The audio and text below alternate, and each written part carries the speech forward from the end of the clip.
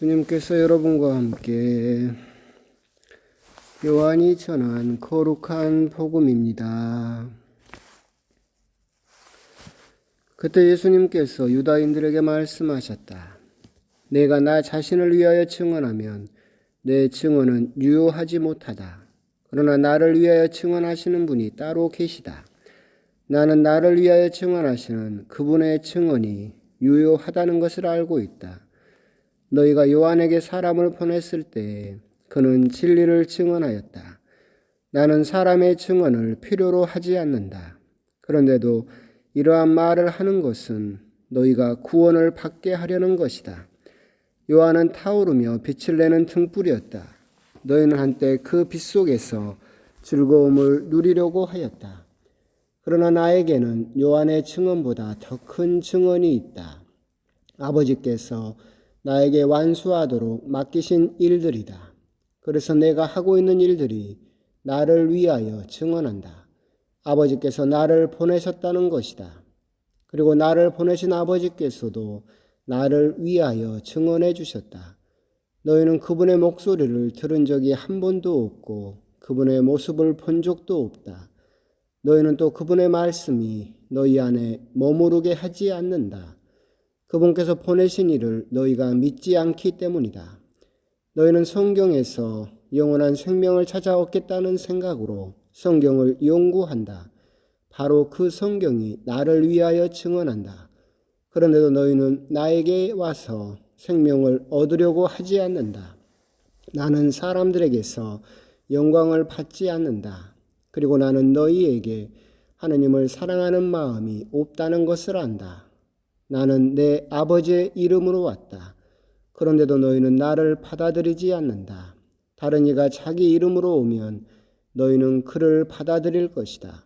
자기들끼리 영광을 주고받으면서 한 분이신 하느님에게서 받는 영광은 추구하지 않으니 너희가 어떻게 믿을 수 있겠느냐.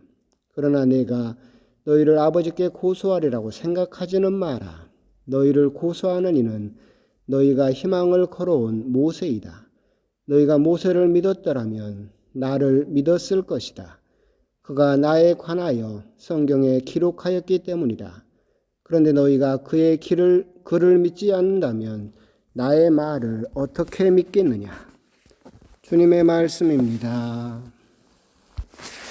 참 예수님, 오늘은 비가 오락가락합니다. 어째 비가 와서 그런지 축축 몸도 처지고 또 기분도 괜히 우울해지려고 하는 그런 하루인 것 같습니다. 아울러서 어제 강론을 녹음하고 나서 그 뒤에 교구에서 주교님께서 다시 공문을 보내셨어요. 그래서 어제는 공지를 해드리지 못했는데 이제 그 새로운 공문에 따르면 미사 중지를 원래는 4월 2일까지 하기로 했었는데 아무래도 초중고 개학 일자에 맞춰서 정부가 또 그렇게 또 부탁을 하고 있기 때문에 4월 5일까지 미사가 계속해서 공동체적으로는 이루어지지 않는 걸로, 그래서 4월 5일 주님 순환 성지주일 때 저는 우리 신자분들을 만날 수 있을 거라고 생각을 했었는데 그날까지 미사가 없겠습니다. 지금 발표된 바로는 그래도 이제 화요일부터 또 성주간은 그래도 함께 지낼 수 있을 거라고 생각은 들지만 그것도 이제 잘 모르겠습니다. 하지만 하여튼 4월 5일까지 주님 순환 성지주일 때까지 공동체적인 미사는 없다라고 하는 거, 그것을 기억해 주셨으면 좋겠고, 그러면 또 걱정되시는 게 성지까지는 어떻게 할까요? 뭐 그렇게 생각하실 수도 있겠지만 그때 수녀님들과 함께 이제 개인적으로 미사를 드리면서 여러분에게 나눠드릴 성지까지는 그때 축성을 하도록 하겠습니다. 그래서 그것은 반장님들을 또 구역장님들을 통해서 여러분들에게 그렇게 개인적으로 배부될 수 있도록 그렇게 할 테니까 성지까지는 또 너무 신경 안 쓰셔도 될 것 같고, 하여튼 성주간을 지내게 되면 코로나가 완전히 종식된 건 아니기 때문에 전례적으로나 여러 가지가 많이 생략되기도 하고 변경되기도 할 텐데 그런 부분은 또 추후 여러분과 만나면서 함께 또 이야기를 할 수 있기를 또 희망해 봅니다. 어제 저녁에 공지 받으신 분들은 저녁 8시에 주님의 기도를 하셨는가 모르겠습니다. 예, 못 하셨다면 지금이라도 하시면 됩니다. 예. 제가 옛날에 보좌 신부 때 그때 주임 신부님이 아침에 새벽에 일어나셔가지고 원래 성무일도는 하루에 4번 정기적인 시간에 바치도록 되어 있거든요. 근데 그 신부님은 딱 일어나가지고 아침 기도, 점심 기도, 낮 기도, 저녁 기도, 끝 기도까지 하루 걸 그냥 한꺼번에 그 자리에서 다 바쳐버려요. 시간에 정해진 시간에 바치는 게 아니라 그냥 숙제하듯이 하루 걸 다 그냥 새벽에 바쳐버리고 하루 일을 이렇게 하시는 것을 봤을 때, 왜 저렇게 하실까 생각을 했었는데 지금 생각을 해보면 그렇게라도 하는 게 낫습니다. 시간 놓쳐가지고 안 하고 다음에 하지 하다 보면 차근차근 못하게 되고 그럴 바에 하는 게 낫다라는 생각을 지금은 하고 있는데, 그런 것처럼 그날 공지를 몰랐다 또는 잊어버렸다 라고 한다면 지금이라도 코로나 종식을 위해서 교황님과 뜻을 일치해서 주님의 기도를 또 바쳐보시는 것도 또 좋은 취지이고 그렇기 때문에 바람직한 일이다라는 생각이 듭니다. 오늘 복음은 사순절 4주간 목요일 복음입니다. 오늘 복음 이야기를 하기 전에 잠깐 이제 딴 이야기를 잠깐 하고 싶어요. 제가 이제 강론을 할 때 저는 강론을 이제 여러분들에게 어떤 것을 강요하거나 여러분들을 협박하거나 공포를 주고 싶은 생각은 없어요. 저는 강론은 복음 있는 그대로 그날의 복음이 어떤 의미였는지, 그날의 복음에서 우리가 생각해 볼 부분은 어떤 부분이 있는지 이야기를 할 뿐이죠. 그래서 복음에서 예수님이 기뻐 노래하시면 강론도 기뻐 노래할 거예요. 복음에서 예수님이 슬픔을 이야기하시면 강론도 예수님의 슬픔에 대해서 말할 수밖에 없겠죠. 근데 이제 강론을 이렇게 하다 보면 귀에 듣기 좋은 말, 그냥 장밋빛 미래, 희망찬 이야기, 그냥 우리들에게 기분 좋게 하는 말, 그러니까 어떻게 보면 귀에 달달한 말, 그런 말을 듣기를 원하시는 분들도 계실 수 있겠죠. 또 그런데 그렇게 생각을 해보시면 그렇게 귀에 달달한 것을 원하는 사람들만이 모인 곳이 신천지죠. 그러잖아요. 헛된 희망에 모여서 헛된 희망의 소리만을 듣기를 원하는 사람들, 그것이 사실은 신천지이기도 합니다. 이런 귀에 달달한 말, 이런 것들에 매달리는 것은 유아기적 신앙이라고 불러요.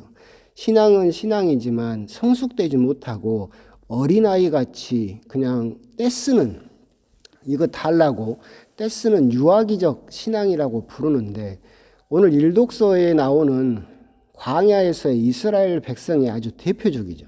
그러잖아요. 노예 생활로서 구원받았고 홍해바다를 갈라져서 죽음으로부터 벗어났던 이스라엘 백성, 그러면서도 광야에서 끊임없이 하느님에게 징징대면서 원하는 것만을 이야기하고 더 편해지기만을, 더 안락하기만을 원하면서 그저 사랑받기만을 원하면서 매달리는 아주 전형적인 유아기적 신앙을 이스라엘 백성이 보여주고 있죠.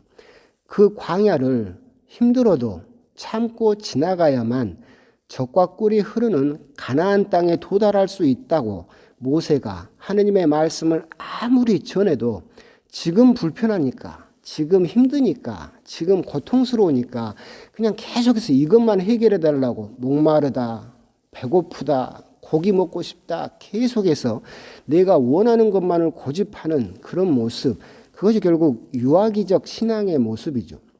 이런 유아기적 신앙의 모습은 그냥 입에 단 것, 달달한 것, 우유만, 이유식만, 그냥 혀에 감기는 달콤한 것만을 원하는 신앙이죠. 이게 이제 대표적으로는 요즘은 개신교에서 대표적으로 하는 거예요. 사실은. 그러니까 신자분들이 계속해서 그런 영향들이 있는 것 같아.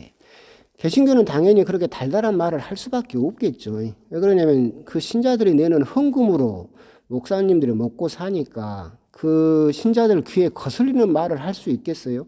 그 사람들에게 부자가 하늘나라 들어가는 것은 낙타가 바늘구멍을 통과하는 것보다 어렵다는 말을 감히 할 수 있겠어요? 못하겠죠.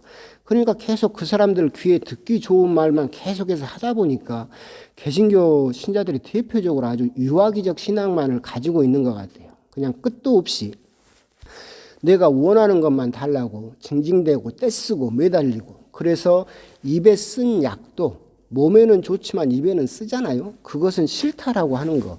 이것이 또한 우리가 볼 수 있는 유아기적인 신앙의 모습, 광야에 있던 이스라엘 백성의 모습, 귀에 듣기 좋은 것만을 찾는 그런 모습을 우리들이 또 찾아볼 수 있지 않을까.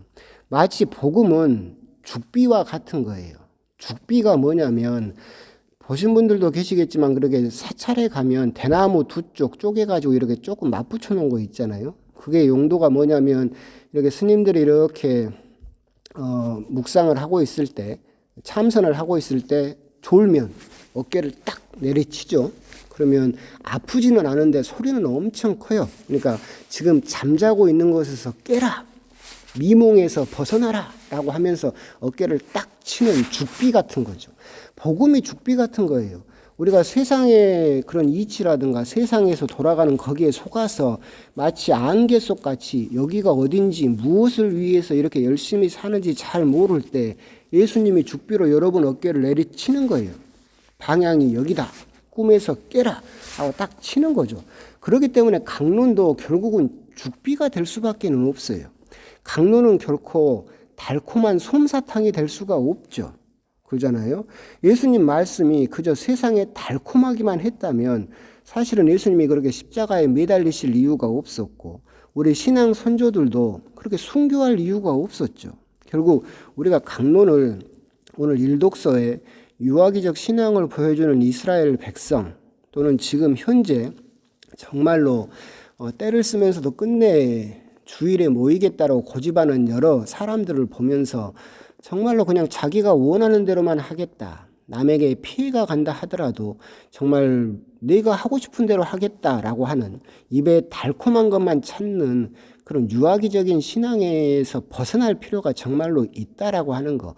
결국 그걸 위해서 예수님께서 우리들에게 끊임없이 죽비로 내리치듯이 깨어나라, 거기에서 벗어나라 라고 우리들을 깨우쳐주고 계신 것이 아닐까. 그렇기 때문에 저도 어쩔 수 없어요. 저도 여러분에게 항상 달콤한 이야기 하고 싶죠. 그런데 항상 예수님이 그렇게 이야기하셨으면 사제로서 거기서 벗어나서 딴 이야기를 하는 것은 안 되겠죠. 그렇기 때문에 그런 부분은 여러분께서도 사실 어쩔 때는 신부님이 정말로 저렇게까지 우리들한테 하셔야 됐을까라고 이렇게 하실 수도 있겠지만 그건 어쩔 수 없어요. 입에 쓴 약이 몸에 좋다. 여러분도 다 알고 있잖아요. 그런데 왜 그걸 신앙에서는 찾으려고 하지 않아요? 귀에 쓴 말이 여러분 신앙에 좋아요. 달달한 것은 이빨만 썩고, 그러잖아요. 결과는 좋지 않겠죠. 그러면서도 정말로 오늘 복음에서 하셨던 말씀처럼 예수님께서 뭐라고 하셨냐면 너희가 구원을 받게 하려는 것이다 라고 이야기를 하셨어요. 예수님의 모든 말씀은 결국은 우리들을 구원으로 이끌기 위해서 하시는 말씀이에요. 그렇기 때문에 우리가 참으로 어쩔 때는 귀에 거슬리고, 제가 누차 말씀드리잖아요. 신앙은 편하지 않아요. 신앙은 결코 장밋빛이 아니에요. 신앙은 여러분들을 끊임없이 여러분들 양심을 건드릴 것이고, 신앙은 끊임없이 여러분들의 삶의 자세를 되돌아보게 할 것이고, 신앙은 끊임없이 여러분들이 지금 어쩔 때는 잘못 살고 있다고 지적할 것이고, 신앙은 끊임없이 여러분들에게 불편함을 줄 거예요. 그것을 여러분들이 참고 견디면서 올바른 방향을 향해서 나아갈 수 있느냐? 그러면 여러분들이 구원을 받게 될 것이고, 그것이 껄끄럽고 듣기 싫고 내 귀에 거슬리고 그래서 나는 싫다라고 해버리면 우리들은 그 구원으로부터 벗어나게 돼버리겠죠. 누누이 말씀드리지만 지옥으로 가는 길은 평평하고 편하다. 그래서 평평하고 편하지만 그 길을 따라 내려가다 보면 어느 순간 지옥 문 앞에 서 있는 자신을 발견하게 된다라고 했어요. 지옥으로 가는 길은 너무나 편해요. 하지만 하느님 나라로 가는 길은 가시밭길이에요. 우리가 이것을 어쩔 때는 정말 알고 있지만 간혹 여러분들이 강론을 통해서건 너무 귀에 거슬리는 말이지 않는가라고 생각을 했을 때 저라고 그러게 하고 싶겠습니까? 그리고 제가 항상 드리는 말이지만 복음이 그래요. 그래서 저는 그렇게 했을 뿐이고 저는 그래서 방향을 가르쳐 줄 뿐이에요. 선택은 누구 몫이라고? 여러분 몫이에요. 그 길을 걸을 것이냐 말 것이냐. 저는 그 길을 보여줄 뿐이고 그 길을 걸을 것인지 말 것인지는 여러분 선택이고 구원은 결국 그래서 누가 선택해서 가는 거예요? 여러분이 선택해서 가는 거예요. 제가 가라고 강요할 수도 없을 뿐더러 제가 여러분 목을 잡고 끌고 갈 수도 없어요.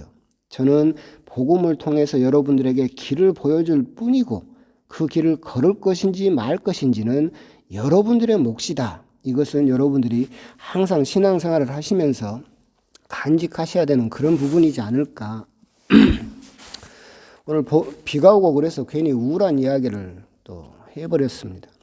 오늘 복음 이야기를 잠깐 하게 되면 사실은 오늘 복음 역시도 그 엊그제 배짰다 연못 그 이야기 뒤로 예수님의 신혼에 대해서 물어보았을 때 결국 예수님께서 당신의 신혼을 증언해 줄 사람 존재로서 크게는 4가지를 이야기를 하고 계시죠.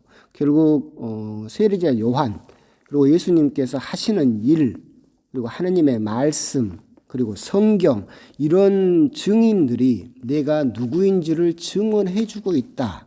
그런데도 너희들은 나를 알아보지 못하고 있다라고 이야기를 하고 계시죠. 성경에서 영원한 생명을 찾아 얻겠다는 생각으로 너희들은 성경을 그렇게 열심히 연구를 한다. 그런데 그 성경에서 나를 이야기를 하고 있는데 그걸 알아보지 못하고 나에게 와서 생명을 얻으려고 하지 않는다라고 이야기를 하고 계시죠.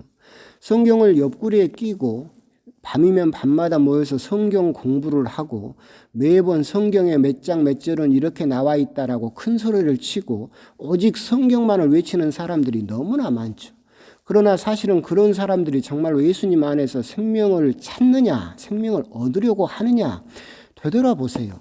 정말로 뭐 맨날 밤이면 밤마다 성경을 공부한다고 자기들이 성경을 안다고 한 사람들이 용산 참사 때, 세월호 때 또는 우리 민족들의 평화를 위해서 지금 현재 코로나 사태 때 그 사람들이 정말로 예수님의 말씀에 따라서 살고 있나요?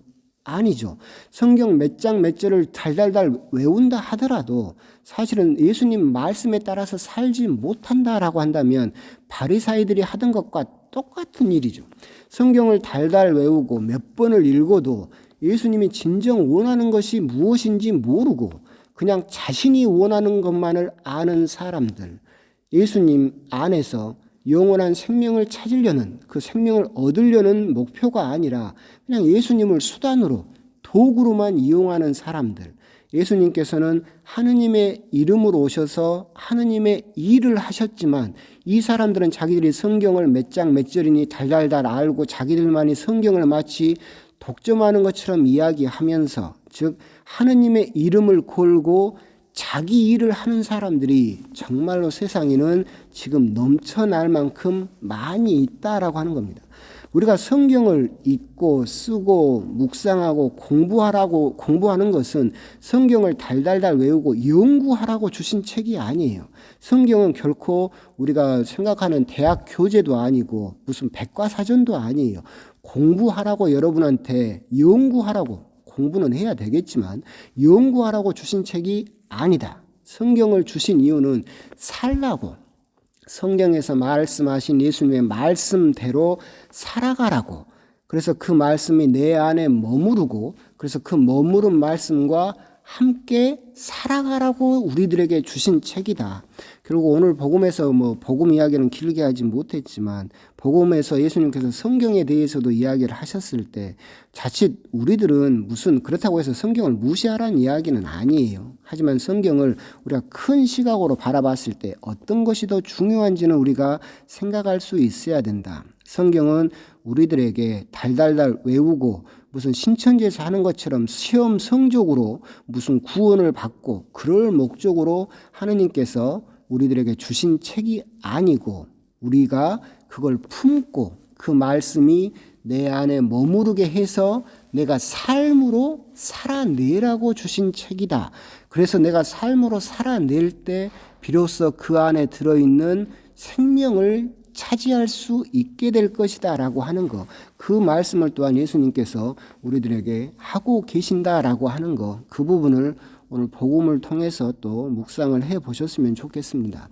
비 오는 날 또 오늘 하루 잘 마무리하시고, 오늘 복음 말씀은 좀 길고 어떻게 보면 어려울 수도 있는 내용이긴 하지만 그냥 다 설명은 못 드렸고 짧게 설명드렸지만 성경에 대한 그런 부분, 그래서 내가 하느님 말씀 안에 머무르고 있고 하느님 말씀이 내 안에 머무르고 있고 내가 그 머무른 말씀대로 살아내고 있는가, 내가 비록 성경에 몇 장 몇 절에 뭐가 있고 달달달 외우지 못한다 하더라도 성경의 한 구절이라도 내가 그것을 살아내고 있다라고 한다면 여러분들은 구원에 가까운 것이고 생명에 가까워지고 있다라고 하는 거, 그런 부분에 대해서 우리들이 또 생각을 해볼 필요가 있는 그런 말씀이다라고 또 이렇게 묵상을 하시고 또 생각해 보셨으면 좋겠습니다. 아까 공지해드린 바와 같이 안타깝지만 4월 5일까지 본당에 미사가 없다라고 하는 것은 또 기억을 해 주시기 바랍니다. 강복 드리겠습니다. 주님께서 여러분과 함께 전능하신 천주 성부와 성자와 성령께서는 이 강론을 듣는 모든 이에게 강복하시고 은총을 베푸시어 길이 머물게 하소서. 아멘. 성부와 성자와 성령의 이름으로 아멘.